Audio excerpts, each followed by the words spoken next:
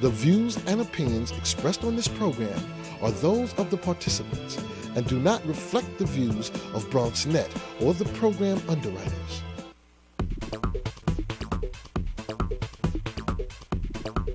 BronxNet. Your voice, your views, your vision.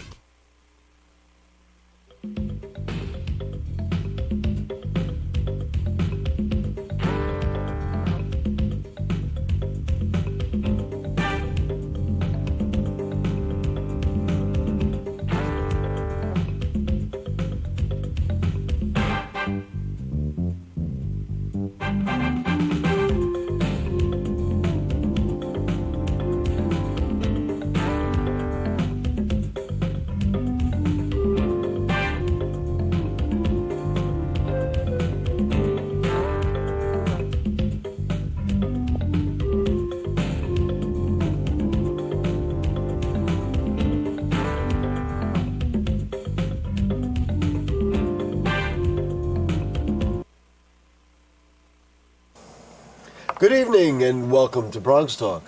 In the years since the new Yankee Stadium was built, the garages meant to serve the thousands of fans attending the games have fallen into financial ruin, a condition predicted by many advocates and journalists. In fact, in a commentary on my old morning show several years ago, I had warned that the people involved in the Bronx Parking Development Company had a record of defaulting on similar properties in Syracuse. That seems to have happened again. And now that we're at the doorstep of the city having to repay $50 million on defaulted bonds, there's a proposal on the table to build a soccer stadium on 153rd Street to replace one of the failed parking properties. The idea of a soccer stadium is attractive to many in the Bronx for many very good reasons. But are the proposed tax breaks a worthwhile public giveaway to the Yankees and the uber-rich sheik of the Arab Emirates who owns the Manchester City soccer team? There are also other questions to ask about this proposed project, like, is it on parkland? Can the area withstand potential traffic congestion? Will the neighboring Bronx communities benefit? Ultimately, will the new city administration back a plan like this? And what input will Bronxites have? Is it a runaway train like Yankee Stadium and other projects? So in advance of Wednesday's town hall meeting, which was called by the 161st Street bid on Wednesday night, to give the public a chance to have their say, we thought we'd clarify some of these issues for you. You like this idea of a soccer stadium? Tell us what you think by calling 718-960-7241.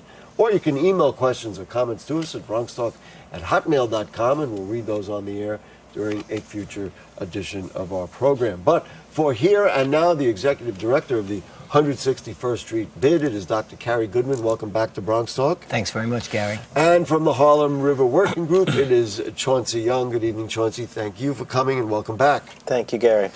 Dr. Goodman, let's start with you.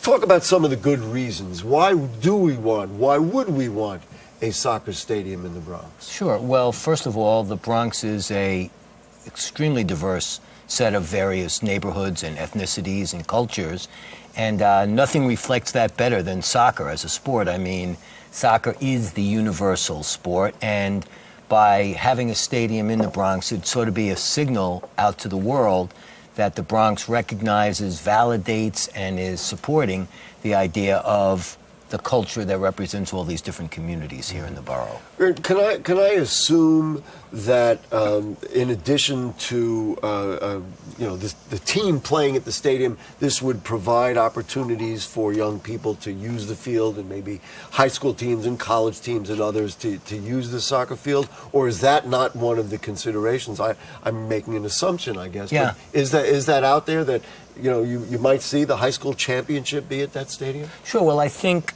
both ways are possible, and it depends upon how much the community wants to be involved in shaping the potential of this stadium. Right now, there's no deal that would include or exclude the kinds of use that you mentioned. Let's take a little bit of a history on this. Just at the closing days of the Bloomberg administration, most of us were worried that there'd be a last-minute deal, as there had been under the Giuliani administration for the Yankees and the Mets. He wanted to put up two stadiums I think, the last day of his term. Bronxites know this story very, very well. Right. Well, let's not forget that, unfortunately, David Dinkins also had the same edifice complex, and he signed over a portion of Flushing Meadows for the U.S. Tennis Center out there in the closing minutes of his rule. So just recently, the Bloomberg administration was trying to hustle through some legislation to sort of handcuff the incoming de Blasio administration, and set the sort of boundaries around which a stadium, were it to be built, would exist. How much it would cost, how much the city would put up, whether it would be on parkland, and so forth. That was defeated. With enough public attention to that matter, they backed off from the idea of pushing something through at the last minute. And so now we've sort of got a blank slate, right? And what we put on that slate, whether it's a stadium, whether it's a stadium plus something, whether it's something other than that, is all up to for grabs. Well, maybe even dialogues like this. Mr. Young, you have been on the show before. We talked about certainly the waterfront that's down there. Before we really break down, and we're going to break down into what the tax breaks are like and some of the other things, could this work? Is this a viable idea to begin with? Is it on parkland? I mean, I've heard both ends, people saying this is mapped as parkland, it's not parkland. Give me some of those kinds of issues. Well, I mean, that is a real question that's folks have different perspectives on. The parcel is has the parks symbol on it, the leaf. On the stadium parking garage. So the question has always been whether or not that is Parks property. I've been told that it's been transferred. It's one of the things that we're looking into, because obviously if it is parkland, then clearly we want to make sure that the community has use of it. And I think if the stadium is going to work, it would have to be something that was a partnership with the community. We have Yankee Stadium in the neighborhood, and it's something that the community can go to attend events in, but not really utilize as a recreational space. And we know that this area of the Bronx has a very high level of diabetes, very high level of asthma, so having the ability to use it as a recreational space outside of the 20 days that it would be used for soccer games seems really essential.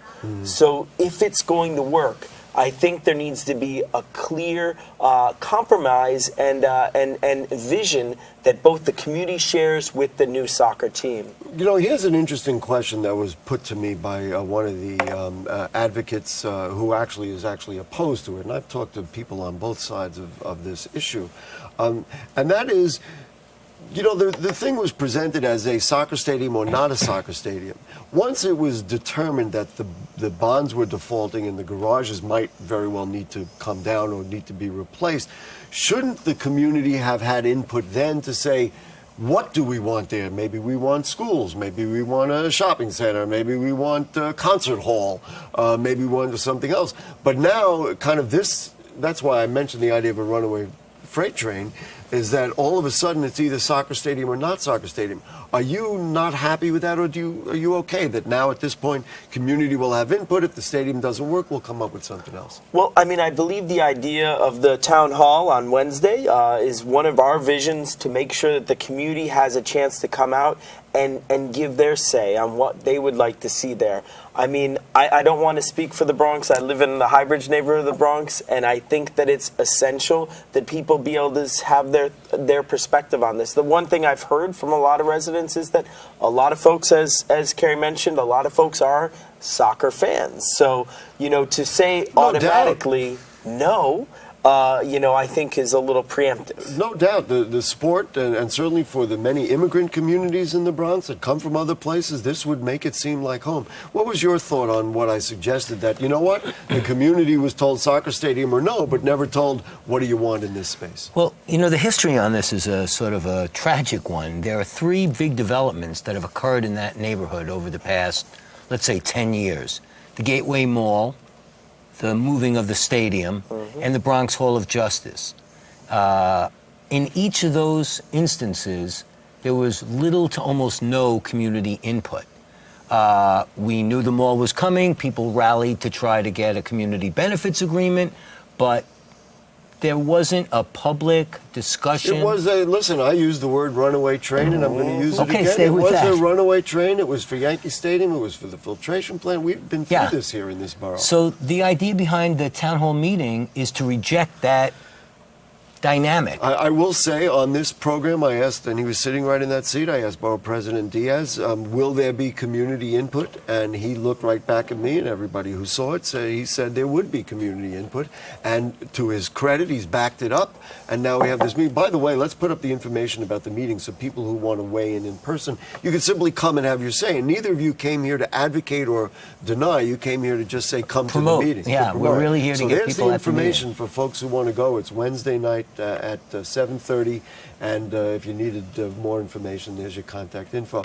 Let's talk about the finances here. So here we've got the Yankees, without a doubt, the richest sports franchise in the country, if not the world, and the Manchester City team is owned and controlled by Abu Dhabi Sheikh Mansour of the United Arab Emirates, $400 billion in oil wealth. We are proposed now to give $300 million in tax-free bonds, 38 years of free rent, $25 million in payout to the parking lot owners, and for whatever reason, they go off scot-free. Do you like this idea? Is this good financial business? I think that's a moot point.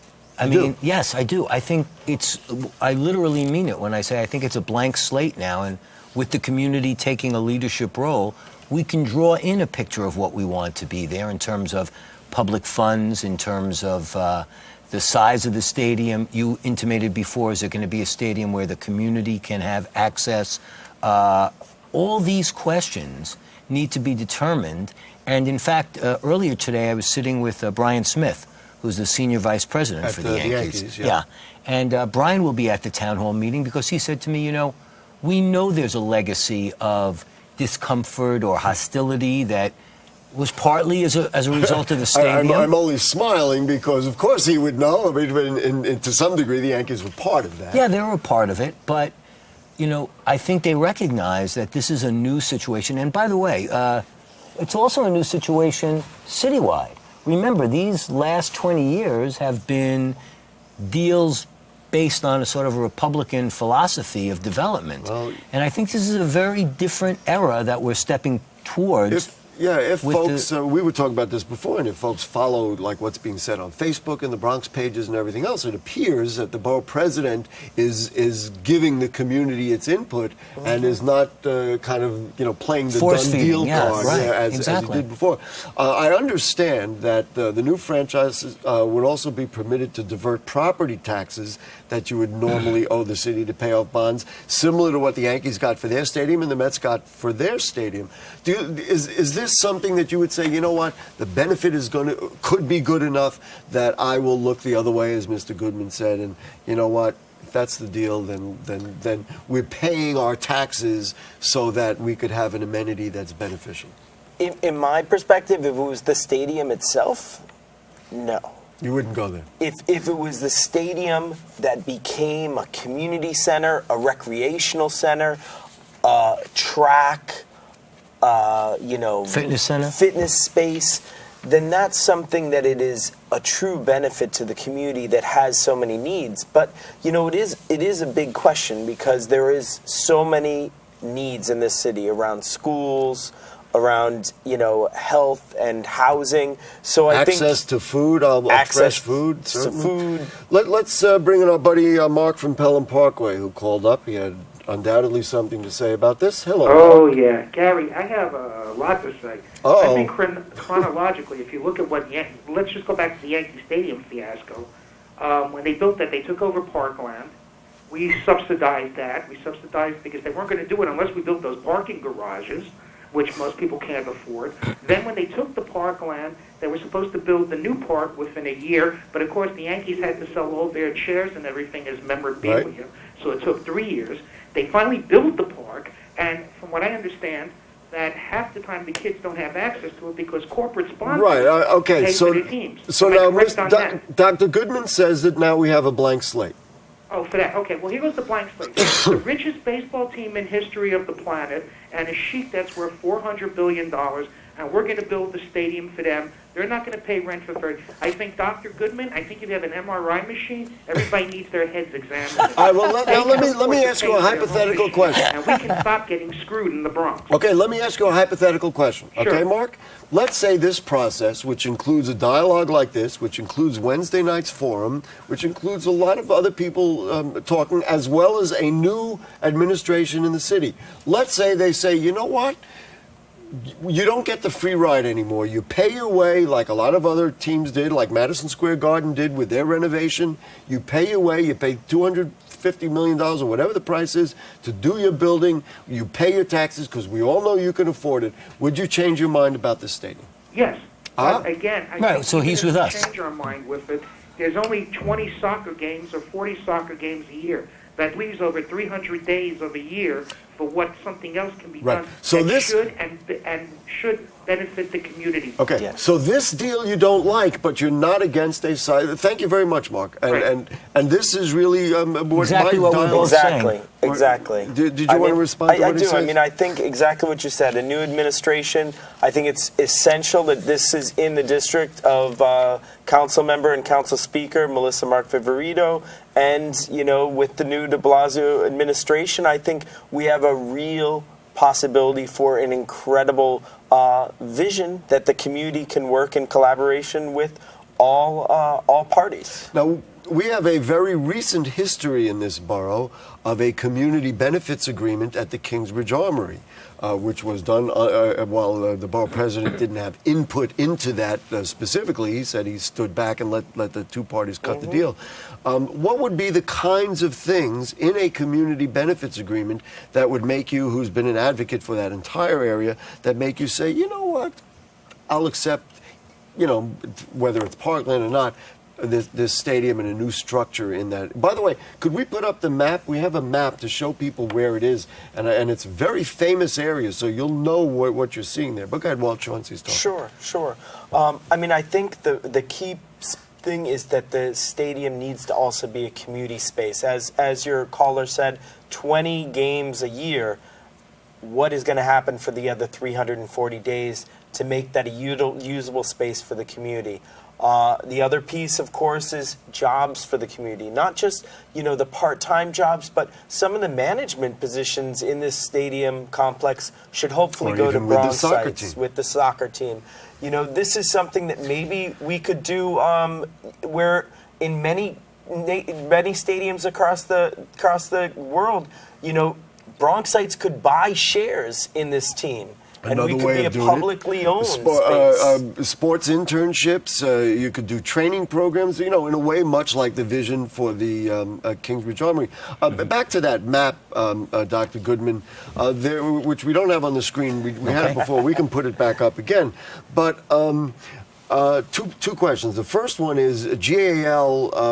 That's an elevator company, right? Yes. They're in there. They've got 300 employees. What happens to them if you put down a soccer stadium? Well, That's that building that you can see to the left on that map. Yeah, absolutely. Well, apparently the conversation between the borough president and GAL and the team owners has gone on at a very positive pace.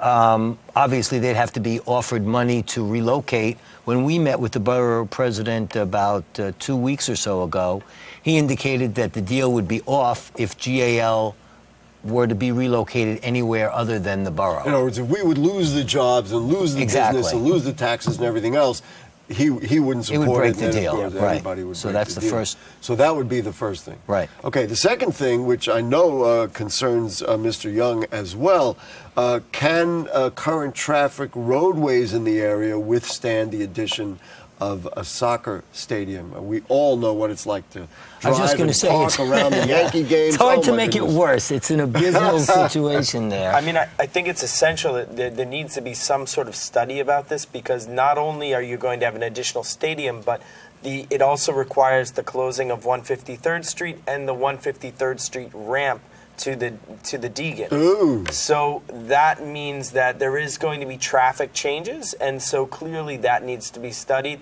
And the local residents that are specifically the apartments right surrounding the stadium, proposed stadium on 153rd Street, and the surrounding streets need to be really, queried about. Could it be done?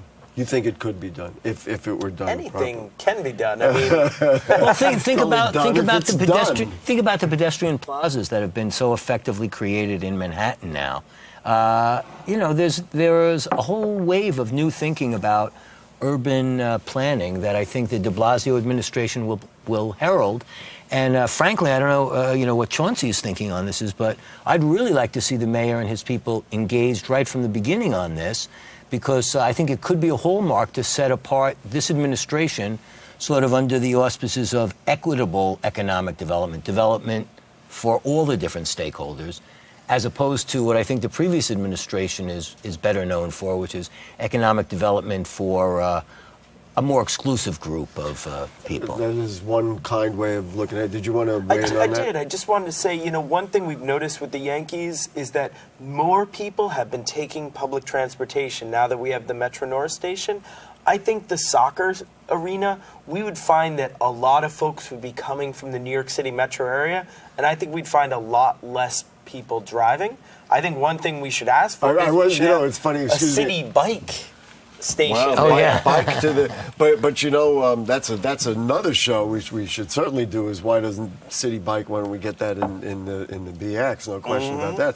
I was going to say maybe the most obvious question is if you take down those garages, where will people park? But they didn't park there anyway for the Yankee games, and I'm guessing the people attracted to soccer would be just as happy to not drive their cars and come to their games. And just a word on the merchants in the area too. Of course, the sports bars will be happy no matter how many games come in, because each game day, right now they're closed much of the year because the foot traffic is minimal. Right. But if you're sort of going to tilt the complexion of the neighborhood away from baseball and towards soccer and maybe concerts and some other things, those sports bars and those collectible shops could start carrying, soccer jerseys. I don't think there's any doubt. Right now, you can't find anything but a Yankee shirt. We have talked about that on this show as regards the Kingsbridge Armory, and there's no doubt that there will be skate shops and sport shops and other things on Kingsbridge Road, and maybe in other places. And it's also worth mentioning, Gary, I think, that as part of the Yankee Stadium Parks redevelopment project,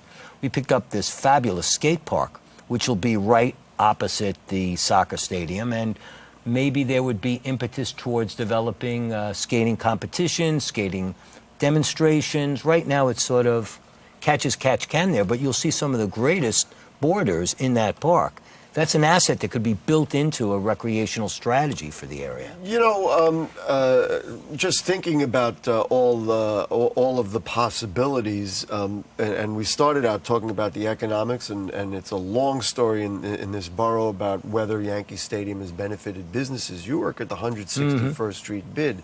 I'm going to make an assumption that maybe the businesses haven't benefited as much as they would have liked from the stadium. How could you interface, maybe you've already expressed it, the soccer stadium with really helping business on 161st Street? Well, first of all, I think everybody's got to know that business is thriving on 161st Street. We have one of the lowest vacancy rates of any of the bids. There are 69 bids around New York, and even if you look at the Madison Avenue bids or the Lincoln Square bid, we have one of the lowest vacancy rates in the city. So let's not worry too much about stores that aren't making it there. They're doing okay or much better than okay.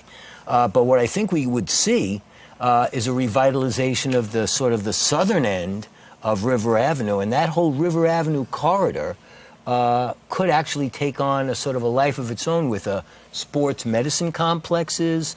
There could be sports broadcasting programs. And in some ways, this is the dream that might have accompanied Yankee Stadium but never really did. Yes. I think that's right. I think that's a fair way of putting it. Let's talk briefly about the process, that now we're in the middle of it, and we're clearly engaged in the discussion on this show, as well as the discussion that'll happen Wednesday night. How do you see what people might say having input into this process? In other words, how does that work? So somebody says, I saw the show, I saw Gary's show, I saw Bronx Talk, and I wanted to come out and have my say. Sure. What is going to be the end post? What is going to happen after people have their say? We'll ask you both that question. Let's talk a little bit about the process first. I participated in the town hall meeting that was called after 9/11, which is held down at the Javits Center, and the purpose was to try to get people to express themselves, how they felt in response to the collapse of the towers and where they were in their own emotional sort of journey past that. So the meetings were set up around tables. It wasn't set up as a normal sort of, as a auditorium yes. process where somebody gets up and yells or speaks about something and someone else. So we only have a moment, so what's your conclusion on that? So that's how we're going to start this discussion. Really? People will be sitting around at tables, and then they'll get up and go to mics if they have something to say. I have been part of many of these discussions. That is what years ago happened with the Kingsbridge Armory. Now, that process didn't directly lead to what we got, but what it led to was this immense amount of community input that I believe directly led to the CBA that went along with the Kingsbridge Armory. Did you want to weigh in just before we wrap it up? I mean, I just say, if we could reach something of the level of the Kingsbridge Armory CBA, I think that would be then you'd successful. you'd be wearing a soccer You'd be kicking jersey. a ball around the track. But you know that we have a long way to go. I mean, the community board would have to listen to this. We'd have to have a ULURP process. Elected officials would have have to come on board. We'd have to demap streets. Well, if it's not a done deal, if it's not a runaway train like some of the other projects, and we actually get a sense, and people in the Bronx get a sense of community input that we've shaped it, much like they did at the Kingsbridge Armory, then maybe we're on this show and everywhere in the Bronx, we're at the dawn of a new era in the Bronx. Absolutely. Think the so. City of New York. So it is where? Give us the time and date and who should come. Wednesday, 7:30. It's at 900 Grand Concourse, which is Grand Concourse and 161st. Everybody who has an serious interest in this topic should come on down. Come on down. Chauncey Tuck Young from the Harlem River Working Group, thank you very much. Dr. Carrie Goodman from 161st Street BID, thank you very much. My pleasure. We'll keep at it. You know what we do on this show, that's for sure. And if you have further comments or questions on anything you heard on tonight's show, or anything going on in the Bronx, then email them to us at bronxtalk@hotmail.com or post them on our Facebook page, and we'll read those on the air during a future edition of our program. You can become a fan of Bronx Talk on Facebook. You can see our archives at bronxnet.org, and you check out the Bronx Talk link on the bottom right navigation bar. Now, next Monday night on the 20th, we'll look at Mentoring Month and talk about Each One, Teach One, right on time for Martin Luther King Day. Bronx Talk, Monday nights at 9, thanks to producer Jane Folloro, director Shirley Arietta, studio coordinator is Dina Valentine. We'll see you next week. Good night.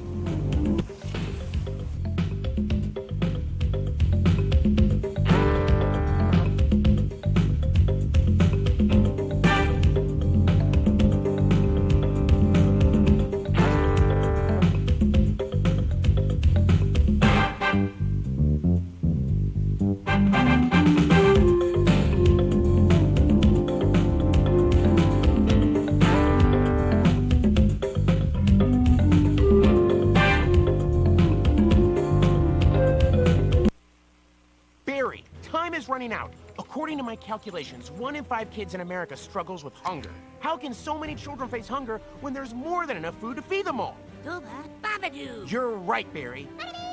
We can help solve hunger by teaming up with Feeding America to get food to hungry kids in communities across the country. Help Flint and the Feeding America network of food banks get food to the people who need it in your community. Find your local Feeding America food bank at feedingamerica.org/hunger. Together, we're